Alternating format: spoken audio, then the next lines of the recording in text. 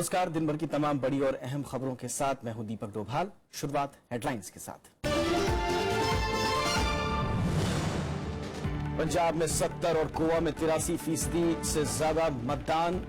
1396 उम्मीदवारों की किस्मत ईवीएम में कैद। 11 मार्च को नतीजे।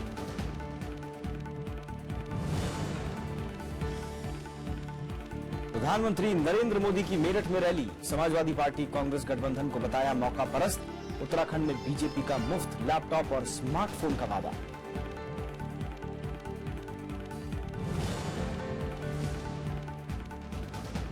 चुनाव आयोग ने शशिकला नटराजन को महासचिव बनाने पर मांगा जवाब। शशिकला पुष्पा ने की थी शिकायत। एआईएडीएम के विधायकों की बैठक कल।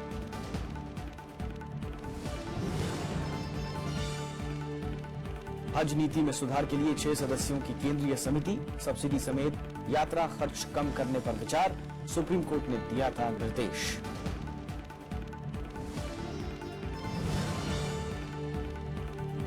और ट्रंप के आदेश के बाद अमेरिका में 60,000 वीजा रद्द। प्रवासियों पर पाबंदी का फैसला अमेरिकी कोर्ट ने रोका। मिसाइल परीक्षण के लिए ईरान पर प्रतिबंध।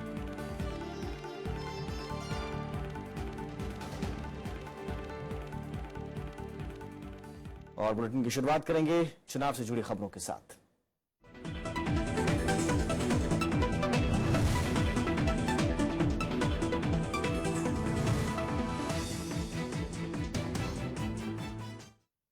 पंजाब की बात करें तो पंजाब की सभी 117 सीटों पर आज मतदान का काम पूरा हो गया है। शुरुआत में मतदान धीमा रहा, लेकिन बाद में इसने जोर पकड़ा। शुरुआती अनुमान के मुताबिक राज्य में 70% से ज्यादा मतदान हुआ है। राज्य में इस बार त्रिकोणीय मुकाबला है और 10 साल से शासन कर रहे शिरोमणि अकाली दल बीजेपी गठबंधन को कांग्रेस और आम आदमी पार्टी से कड़ी चुनौती मिल रही है। पंजाब में खुशनुमा मौसम के बीच शनिवार को सभी 117 विधानसभा सीटों के लिए मतदान हुआ। वोटिंग सुबह 8 बजे शुरू हुई, लेकिन कई मतदान केंद्रों पर मतदाता पहले ही पहुंच गए थे। The tentative figure reported from various channels like SMS, on phone calls is 70%, 70%. This is a tentative figure. मतदान केंद्रों पर हर वर्ग के मतदाता उत्साह से लबरेज थे। पहली बार मतदान करने वाले वोटरों ने प्राथमिकताएं भी गिनाई। अपॉर्चुनिटीज होन यंगस्टर्स लिए जॉब अपॉर्चुनिटीज बहुत घट है। बस बाकी जो करप्शन वगैरह है और जो इतने ड्रग्स वगैरह है वो सारे खत्म हो जाए, मे बी हो जाए। वोट देने में महिलाएं किसी से पीछे नहीं रही। हर मतदान केंद्र पर महिलाओं की तादाद अच्छी खासी थी। शुरुआत में मतदान की रफ्तार धीमी थी, लेकिन दिन चढ़ने के साथ वोटर बड़ी तादाद में मतदान केंद्र पहुंचने लगे। वोटां दा जी पाउण आए हैं, बच्चों ते खर्चा बहुत ज्यादा हुंदा पढ़ाई ते, साडी कोई सूरत नहीं मिली जी। ते असीं चाहुंदे हां जिहड़ी सरकार कोई भी बन जे ते साडे बच्चों नूं नौकरी मिलनी चाहिए सब नूं। सरकार जिहड़ी मर्जी आए पर जो वाली सोचे अपना है ना, सारिਆਂ ਨੂੰ ਨਾਲ ਲੈ ਕੇ ਚੱਲੇ। ਇਦਾਂ ਮਤਲਬ ਪਹਿਲੇ ਚਲੋ ਵਧੀਆ ਸੀ, ਜਿੱਦਾਂ ਵੀ ਹੁਣ ਜਿਹੜੀ ਵੀ ਆਏਗੀ ਆਪਣੇ ਲਈ ਸੋਚੇ ਯੁਵਾ ਜਿੰਨੇ ਵੀ ਬੰਦੇ ਬੇਰੋਜ਼ਗਾਰੀ ਜਿੰਨੇ ਵੀ ਹੈਗੀ ਤਾਂ ਵਧੀਆ ਰਹੇਗਾ। मुख्यमंत्री प्रकाश सिंह बादल ने परंपरागत सीट लांबी से मतदान किया। वहीं प्रदेश कांग्रेस अध्यक्ष अमरिंदर सिंह ने पटियाला में वोट डाला। कांग्रेस के नवजोत सिंह सिद्धू ने अमृतसर तो आम आदमी पार्टी के भगवंत मान ने मोहाली में मतदान किया।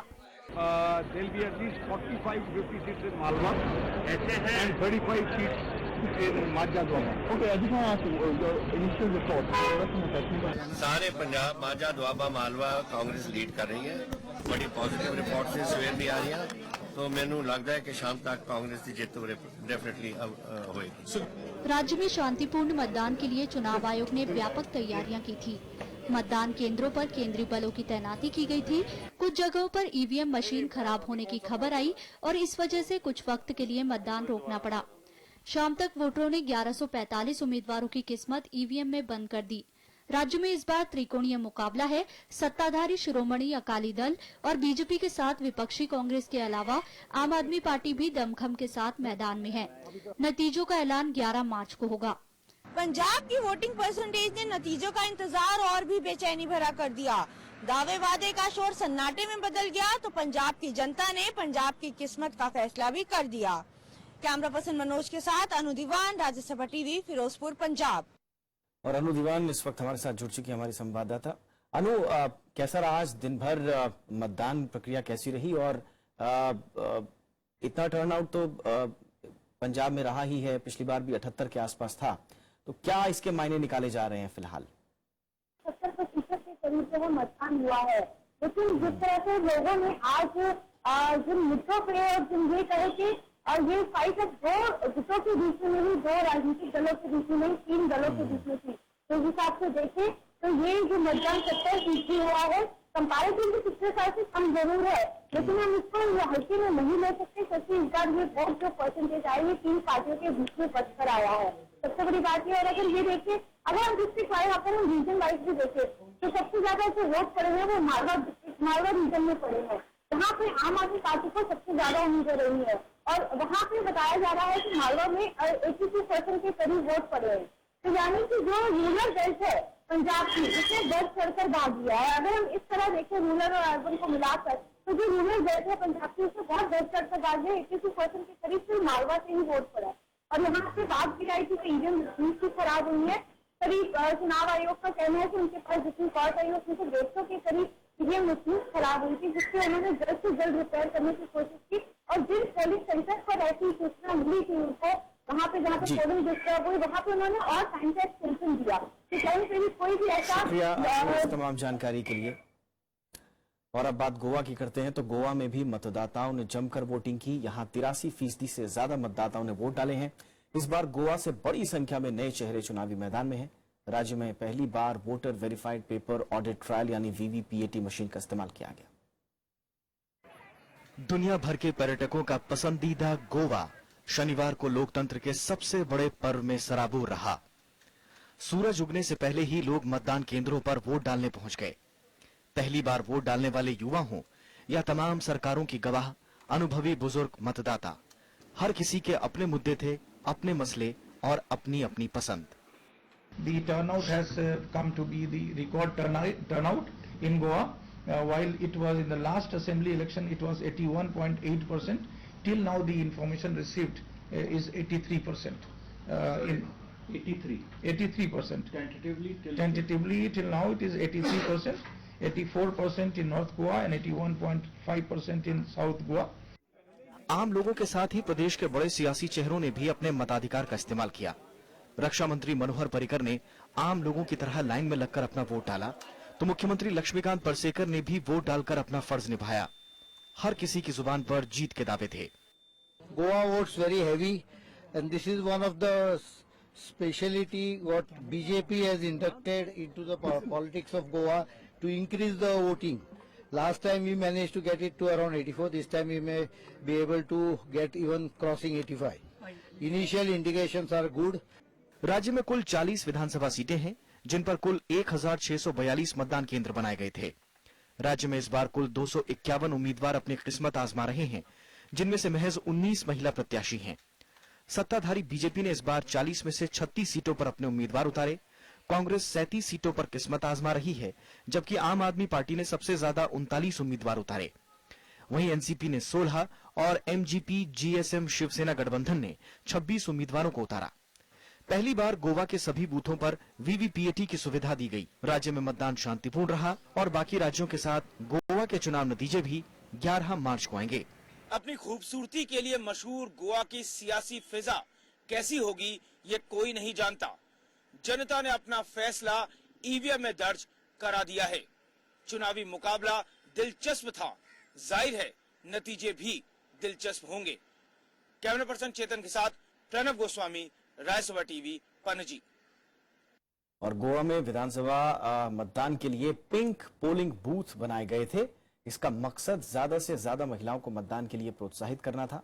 ऐसे ही एक बूथ का जायजा लिया हमारे संवाददाता प्रणव गोस्वामी ने। मैं पणजी के कैंपाल के एक आदर्श पोलिंग सेंटर पर हूं। यह आदर्श पोलिंग सेंटर क्यों है आप समझ सकते हैं। ये महिला सशक्तिकरण का एक तरह से एक उदाहरण पेश करने की कोशिश की गई है चुनाव आयोग की तरफ से। इस पूरे पोलिंग सेंटर को गुलाबी रंग दिया गया है और खासतौर पर जो महिला वोटर्स है उनके लिए यहाँ पर खास सुविधाएं दी गई है। साथ ही साथ जितनी भी जिम्मेदारियां हैं इस पूरे पोलिंग सेंटर की, चाहे वो सुरक्षा कर्मी हो या चुनाव को जो मतदान को जो संपन्न कराने की जिम्मेदारी जिनके ऊपर है, उन सबको यहाँ पर सिर्फ महिलाएं ही ये जिम्मेदारियां उठा रही हैं। और ये भी अपील की गई है महिलाओं से कि वो गुलाबी कपड़े पहनकर आएं।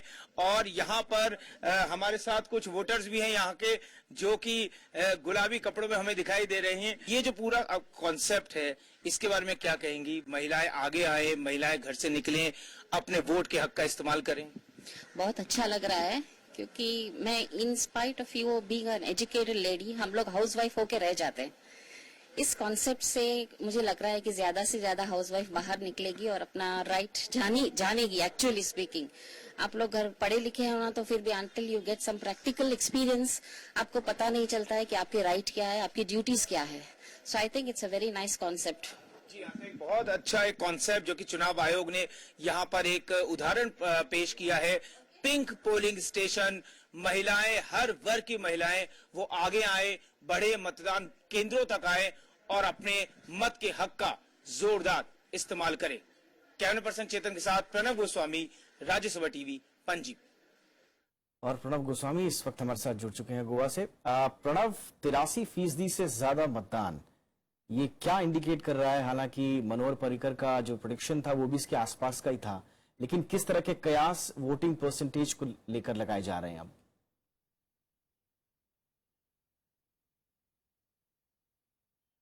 कि इसके चुनावी क्या इसके आकलन किया जाए वो तो बेहद महत्वपूर्ण है, लेकिन साथ ही ये दर्शाता है कि किस तरह से गोवा में जो लोकतंत्र के इस पर्व में, जश्न में शामिल होने का जो उत्साह है वो किस तरह से रहता है। पिछली बार भी जब यहाँ पर विधानसभा चुनाव हुए थे 2012 में, और उसके बाद जो विधानसभा चुनाव, जो लोकसभा चुनाव हुआ था 2014 में, तब भी बहुत ज्यादा मतदान प्रतिशत हुआ था। और इसके साथ खास बात यह है कि शांतिपूर्ण, कहीं कोई बड़ी घटना जिसमें कि ये कहा जाए कि जो आचार संहिता के उल्लंघन का मामला हो या हिंसा जैसी कोई घटना हो, वो भी देखने को नहीं मिली। जहां तक चुनावी आकलन का सवाल है, आमतौर पर माना जाता है कि अगर बहुत ज्यादा अगर टर्नआउट हो, वोटिंग टर्नआउट हो, तो ये सत्ता विरोधी लहर की वजह से है। वो एंटी इनकम्बेंसी फैक्टर जो सत्ताधारी दल है उसके खिलाफ जा सकता है। लेकिन बीते दिनों के कुछ चुनावों का पर अगर हम नजर डालें तो ये जो एक पूरी जो ये इस तरह का जो आकलन है, ये कई जगह पर ये गलत भी साबित हुए हैं। कहना बहुत मुश्किल है। सभी दल यहाँ पर अपने अपने तरीके से जोरदार उपस्थिति दर्ज कराई, और खास तौर पर जब तीसरा दल आम आदमी पार्टी ने अपनी मौजूदगी दर्ज कराई है, तो पूरे जो समीकरण ये बदले हुए से है। सहयोगी जो दल है वो आप अलग से लड़ रहे हैं चुनाव। वाकई में ये तो नतीजे ही बताएंगे कि जनता ने आखिरकार किसे चुना है। फिलहाल बहुत बहुत शुक्रिया इस तमाम जानकारी के लिए। उत्तर प्रदेश की अगर बात करें तो यहाँ पर धुआंधार प्रचार प्रसार जारी है। मेरठ रैली में प्रधानमंत्री नरेंद्र मोदी ने समाजवादी पार्टी और कांग्रेस के साथ ही मायावती पर जमकर तंज कसा। उन्होंने इन तीनों दलों को राज्य की बदहाली के लिए जिम्मेदार ठहराया। गन्ना किसानों के लिए बड़ा ऐलान करते हुए उन्होंने कहा कि उत्तर प्रदेश में बीजेपी की सरकार बनने पर उनका कर्ज माफ कर दिया जाएगा। प्रधानमंत्री नरेंद्र मोदी ने शनिवार को मेरठ में रैली कर बीजेपी के प्रचार अभियान को तेज किया। इस दौरान उन्होंने एक बार फिर नोटबंदी के फैसले का बचाव किया। उन्होंने काले धन और भ्रष्टाचार के खिलाफ भविष्य में भी सख्त कदम उठाने की बात कही। नरेंद्र मोदी ने समाजवादी पार्टी और कांग्रेस गठबंधन के साथ ही मायावती पर जमकर निशाना साधा। उन्होंने कहा कि राज्य में बीजेपी की लड़ाई इन तीनों पार्टियों से है। ये स्कैम के खिलाफ भाजपा की लड़ाई है। स्कैम का मतलब है एस समाजवादी, सी कांग्रेस, ए अखिलेश, एम मायावती। प्रधानमंत्री ने समाजवादी पार्टी और कांग्रेस के गठबंधन को मौका परस्ती बताया। उन्होंने कहा कि एक दूसरे पर दिन रात हमला करने वालों का गठबंधन पहली बार देखा है। ऐसा गठबंधन पहली बार देखा जो सुबह शाम एक दूसरे के खिलाफ, और आज से नहीं, पिछले कई दशकों करने के लिए कोई मौका नहीं छोड़ते थे। आज गले लग करके बचाओ बचाओ बचाओ। मैदान भी वही और चुनावी अंदाज भी वही, लेकिन इस बार मेरठ में चुनावी सभा को संबोधित करते हुए प्रधानमंत्री नरेंद्र मोदी ने उत्तर प्रदेश में अपनी पार्टी को पूर्ण बहुमत दिलाने के लिए मतदाताओं से अपील की और भ्रष्टाचार और भाई भतीजावाद को चुनावी मुद्दे के तौर पर पेश किया। रैली में प्रधानमंत्री ने गन्ना किसानों के लिए बड़ा ऐलान किया।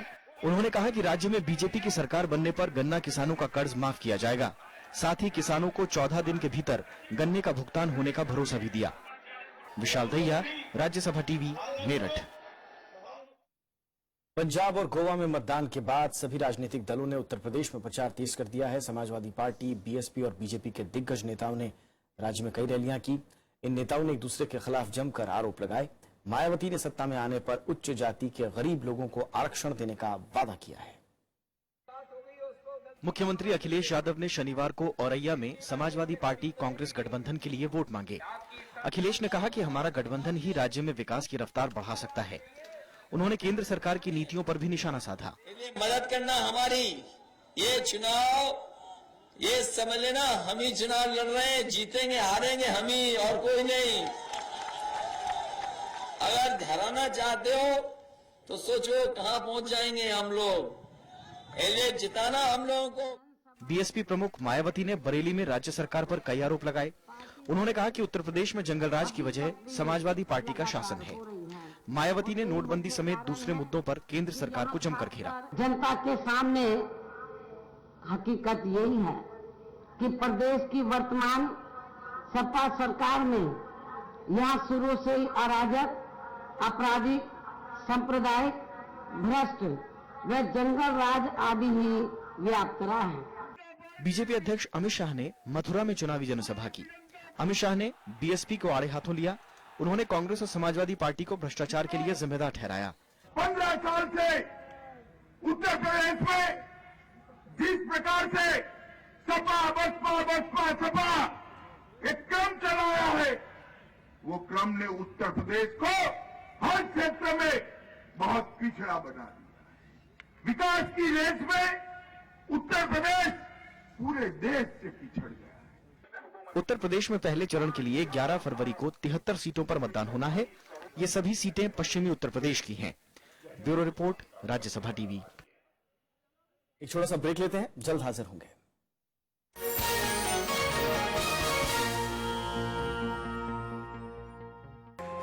Especially after we lost our son, I went into a completely different path.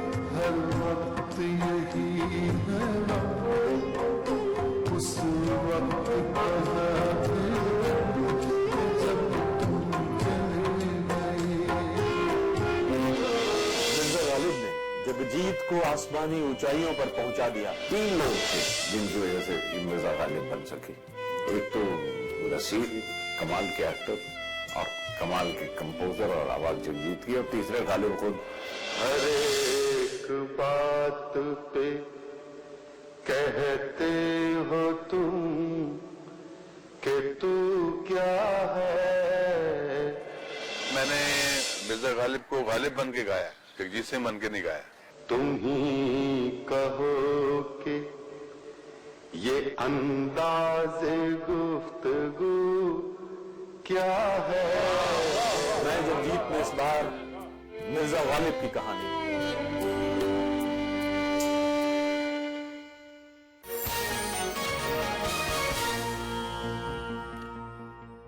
BJP ने आज उत्तराखंड के लिए अपने चुनावी वादों का ऐलान कर दिया है। आज जारी दृष्टि पत्र में छात्रों के लिए मुफ्त लैपटॉप, मेरिट में आने वालों को स्मार्टफोन देने का वादा किया गया है। इसके अलावा बेहतर स्वास्थ्य सेवाएं, पलायन रोकने और रोजगार और सुशासन जैसे मुद्दों को तरजीह दी गई है। वित्त मंत्री अरुण जेटली ने देहरादून में शनिवार को बीजेपी के चुनावी घोषणा पत्र को दृष्टि पत्र 2017 के नाम से जारी किया। इसमें पलायन रोकने, रोजगार, सुशासन और विकास का वादा किया गया है। इस मौके पर वित्त मंत्री ने केंद्र की ओर से राज्य के साथ भेदभाव के कांग्रेस के आरोप को खारिज किया और उत्तराखंड में बीजेपी की सरकार बनने की उम्मीद जताई। दृष्टि पत्र हम जारी कर रहे हैं पूरे इस विश्वास के साथ की सरकार बनने वाली है। जो केंद्र सरकार का दायित्व है वो तो पूरे देश के प्रति, जिसमें हर राज्य आता है, किसी की भी सरकार हो, वो अपना निभाती रहेगी। उन्होंने दावा किया कि दूसरे राज्यों की तरह कांग्रेस को उत्तराखंड में भी हार का मुंह देखना पड़ेगा। ये जो पॉलिटिकल रीपोलराइजेशन इस देश में हो रहा है, ये हर राज्य की ये स्थिति है कि कांग्रेस की संख्या बहुत कम होती जा रही है, और इसलिए ये कोई उत्तराखंड में हो रहा है, ये अपने आप में अस्वाभाविक नहीं है। बीजेपी के चुनावी घोषणा पत्र में गैरसैंण राजधानी का मुद्दा, सड़क, पानी, बिजली जैसे मुद्दों को तरजीह दी गई है। पार्टी ने केंद्र सरकार की उपलब्धियों और प्रधानमंत्री नरेंद्र मोदी के नाम पर जनता से वोट मांगा है। Bureau report, Rajya Sabha TV. चुनाव आयोग ने एआईएडीएमके से निष्कासित शशिकला पुष्पा की शिकायत पर पार्टी से जवाब मांगा है। उन्होंने शशिकला नटराजन को एआईएडीएमके का महासचिव चुने जाने को पार्टी संविधान के खिलाफ बताते हुए आयोग का दरवाजा खटखटाया था। इधर शशिकला नटराजन तमिलनाडु के मुख्यमंत्री बनने की अटकलें तेज हो गई हैं। रविवार को एआईएडीएमके की विधायकों की बैठक हो रही है। माना जा रहा है कि इसमें शशिकला से सरकार की कमान संभालने को कहा जाएगा। हालांकि पार्टी की ओर से बैठक के एजेंडे और शशिकला से मुख्यमंत्री पद संभालने की खबर की पुष्टि नहीं की गई है, लेकिन पार्टी के कई वरिष्ठ नेता शशिकला को मुख्यमंत्री बनाने के पक्ष में हैं। आम आदमी पार्टी से अलग होकर बने नए राजनीतिक दल स्वराज इंडिया ने दिल्ली के एमसीडी चुनाव लड़ने का फैसला किया है। इसके प्रमुख योगेंद्र यादव ने आज तीनों निगमों के 272 वार्डों पर उम्मीदवार चयन की प्रक्रिया शुरू करने की घोषणा की। उन्होंने साफ किया कि उम्मीदवार बनने के लिए पहले से स्वराज इंडिया का सदस्य होना जरूरी नहीं होगा। 12 फरवरी को रामलीला मैदान में होने वाले पार्टी के कार्यक्रम के बाद कई चरणों में प्रत्याशियों की घोषणा की जाएगी। हम किसी भी व्यक्ति से, चाहे वो हमारा सदस्य हो या न हो, हम सबसे आमंत्रित करते हैं दिल्ली के अच्छे से अच्छे लोग आए, अपने स्थानीय इलाकों की सेवा के लिए, उसके काम के लिए। स्वराज इंडिया एक प्लेटफॉर्म बनने को तैयार है। केंद्र सरकार ने हज नीति को बेहतर बनाने के लिए 6 सदस्यीय समिति का गठन किया है। ये समिति हज नीति में सुधार के साथ ही हज यात्रियों को दी जाने वाली सब्सिडी को धीरे धीरे कम करने के मसले पर विचार करेगी। 2012 में सुप्रीम कोर्ट के आदेश के आलोक में इस समिति का गठन किया गया है। शीर्ष अदालत ने अपने आदेश में हज सब्सिडी को धीरे धीरे कम करने और 2022 तक समाप्त करने की बात कही थी। जेद्दा में भारत के पूर्व महावाणिज्य दूत अफजल अमानुल्लाह को उच्च स्तरीय समिति का संयोजक नियुक्त किया गया है। अल्पसंख्यक मामलों के मंत्री मुख्तार अब्बास नकवी ने इसकी जानकारी दी। बॉम्बे हाईकोर्ट के रिटायर्ड जज एसएस पार्कर, भारतीय हज कमेटी के पूर्व प्रमुख कैसर शमीम, एयर इंडिया के पूर्व सीएमडी माइकल मास्करेहांस के अलावा कमाल फारूकी भी समिति के सदस्य हैं। मंत्रालय के संयुक्त सचिव जे आलम को समिति का सदस्य सचिव नियुक्त किया गया है। समिति इस पहलू पर ध्यान देगी कि हज यात्री सब्सिडी के अभाव में कम भुगतान कर सऊदी अरब की यात्रा कर सकते हैं या नहीं। नागालैंड में हालात तेजी से सामान्य हो रहे हैं। आज वहां स्कूल, कॉलेज, बैंक और बाजार खुले। पेट्रोल पंपों पर लंबी कतारें देखी गई। राजधानी कोहिमा के कुछ इलाकों में अब भी धारा 144 लागू है। वहीं दीमापुर में कर्फ्यू में ढील दी गई। हालांकि सरकारी कार्यालय बंद रहे। मोबाइल और इंटरनेट और एसएमएस सेवा काम नहीं कर रहे हैं। आदिवासी संगठन शहरी निकाय चुनाव में महिलाओं को 33% आरक्षण देने का विरोध कर रहे हैं। 1 फरवरी को दीमापुर में हुई हिंसा में 2 लोगों की मौत हो गई थी। 2 फरवरी को कोहिमा में प्रदर्शनकारियों ने कई सरकारी इमारतों और वाहनों में आग लगा दी थी। सूचना तो ठीक है, हो गया, कोई बात, कोई चिंता नहीं। इसको एक हफ्ता हो गया है ना, इसको बंद करा गया तो इसको तो अभी तो खत्म हो गया। अभी जो प्रोटेस्ट हो रहा है वो तो लड़का मरा है इसलिए प्रोटेस्ट कर रहा है। जब तक वो लोग रिजाइन नहीं करेगा तो काम तो ऐसा ही चल रहा रहेगा दिब्रुगढ़ एरिया में। फिर अभी काउंसिल लोग मीटिंग है, उसके बाद मालूम होगा रेजोल्यूशन क्या होगा। कश्मीर में सुरक्षा बलों को बड़ी कामयाबी मिली है। बारामूला जिले के अमरगढ़ इलाके में सुरक्षा कर्मियों ने हिजबुल मुजाहिदीन के 2 आतंकियों को मार गिराया। आतंकियों से मुठभेड़ में एसपी शफाकत हुसैन और सब इंस्पेक्टर मोहम्मद मुर्तजा घायल हो गए। आतंकियों के पास से 2 AK-47 राइफल, 4 हैंड ग्रेनेड समेत दूसरे हथियार भी बरामद हुए हैं। अमरगढ़ इलाके में कुछ आतंकवादियों के होने की सूचना मिली थी। इसके बाद आज सुबह सेना और पुलिस ने साझा अभियान शुरू किया। इलाके की घेराबंदी और तलाशी अभियान के दौरान सुरक्षा बलों और आतंकियों के बीच मुठभेड़ हुई। सेना का तलाशी अभियान अभी जारी है।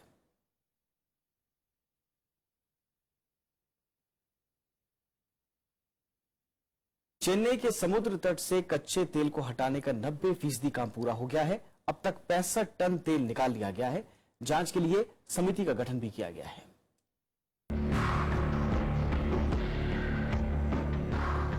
चेन्नई के समुद्री तट पर फैले कच्चे तेल को हटाने का काम शनिवार को भी जारी रहा। केंद्रीय मंत्री पी राधाकृष्णन ने एन्नोर तट पहुंचकर जारी काम का निरीक्षण किया। राधाकृष्णन का कहना है कि अगले कुछ दिनों में सफाई अभियान पूरा कर लिया जाएगा। प्रशासनिक अधिकारियों और तट रक्षक बलों के जवानों के साथ ही स्थानीय निवासी भी इस अभियान में जुटे हैं। It will take another few days because we cannot use the sucker or other machines to clean this. This can be done only by manual. मामले की जांच के लिए समिति का गठन कर दिया गया है। राजमार्ग और जहाजरानी मंत्री नितिन गडकरी ने कहा कि जांच पूरी होने के बाद दोषियों के खिलाफ सख्त कार्रवाई की जाएगी।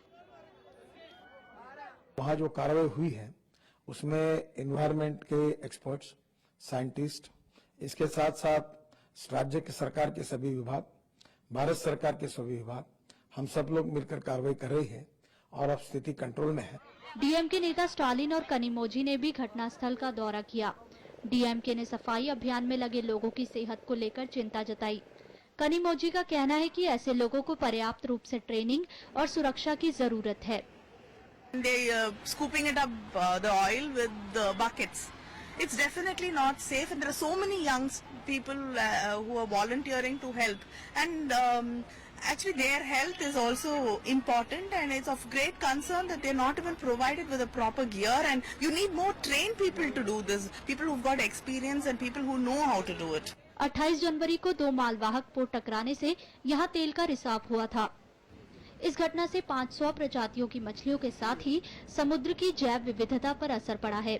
पर्यावरणविदों का कहना है कि जल्द ही तेल नहीं हटाया गया तो समुद्री जीवों को ऑक्सीजन की आपूर्ति रुक जाएगी। इससे मछुआरों की आजीविका पर भी असर पड़ा है। मछुआरे मुआवजे की भी मांग कर रहे हैं। Bureau report, Rajya Sabha TV. America की सिएटल कोर्ट ने राष्ट्रपति डोनाल्ड ट्रंप को झटका दिया है। कोर्ट ने उनके साथ मुस्लिम देशों के प्रवासियों पर लगाए गए प्रतिबंध से जुड़े आदेश पर देशव्यापी रोक लगा दी है। उधर अमेरिका ने ईरान पर मिसाइल परीक्षण के बाद कड़े प्रतिबंध लगा दिए हैं। अमेरिका की सिएटल जिला अदालत ने राष्ट्रपति डोनाल्ड ट्रंप के प्रवासियों से जुड़े शासकीय आदेश पर अस्थायी रोक लगा दी है। जज जेम्स रॉबर्ट ने कहा कि जब तक वॉशिंगटन के अटॉर्नी जनरल की दायर शिकायत की समीक्षा नहीं हो जाती, अदालत का फैसला देश भर में लागू रहेगा। It's obviously a historic decision and an important one for the rule of law and for the people of the state of Washington and the people of our country. White house से जारी बयान में कहा गया है कि इस फैसले के खिलाफ याचिका दायर की जाएगी। इस बीच अमेरिकी प्रशासन आदेश के बाद 7 मुस्लिम देशों के 60,000 वीजा निरस्त कर दिए गए हैं। राष्ट्रपति डोनाल्ड ट्रंप ने फैसले को देश की सुरक्षा के लिए जरूरी बताया। I will never forget that my responsibility is to keep you, the American people, safe and free. That's why last week I signed an executive order to help keep terrorists out of our country. उधर America ने Iran को missile परीक्षण के बाद कड़ी चेतावनी दी है। साथ ही कई पाबंदी भी लागू कर दी हैं।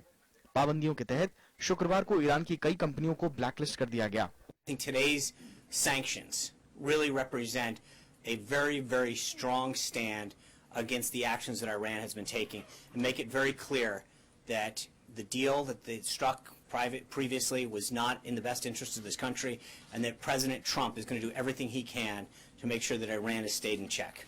अमेरिकी राष्ट्रपति डोनाल्ड ट्रंप ने ट्विटर पर लिखा कि ईरान आग से खेल रहा है और पूर्व राष्ट्रपति बराक ओबामा ईरान के प्रति दयालु थे, लेकिन वो ऐसा नहीं करेंगे।